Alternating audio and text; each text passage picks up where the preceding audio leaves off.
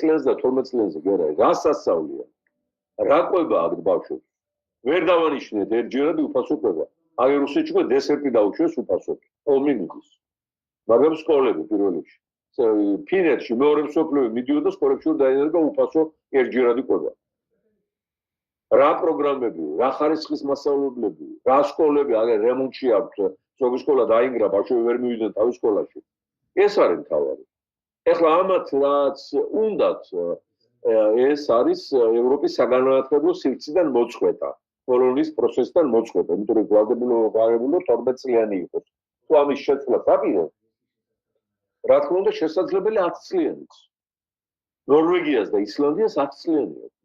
სწავლება საშუალო განათლება თუ საფრანგეთში ძირითადად საშუალო 10 წლიანია გერმანიის ხელმიგლანდებში 10 წლიანი 11 წლიანიც არის გორდა მაგრამ ესენი აკეთებენ ამას იმისათვის რომ ამოგვაგდონ ევროპის ბოლონის პროცესიდან იქ მიზეზი მისცენ და მიგვაბან როსტოვის უნივერსიტეტზე და იმაზე რა ქვია იაკუტსკის ტექნოლოგიური ინსტიტუტზე აი გუნდა თუ ფაქტურად ატრიალებენ ჩვენ ბედს უკუღმა რუს-მონგოლოიდური იმპერიის მიმართულებით ეს არის ჩადებული თორემ ახლა რეფორმა იყო ჩადებული წლების შემცირება შეიძლება მაგრამ პროგრამების გაუმჯობესების ხარჯზე მოსავლეთ აუზრუნველყოფის სრული გათვალისწინებით კომპიუტერიდან დაწყებული კვები დაგვირგვინებული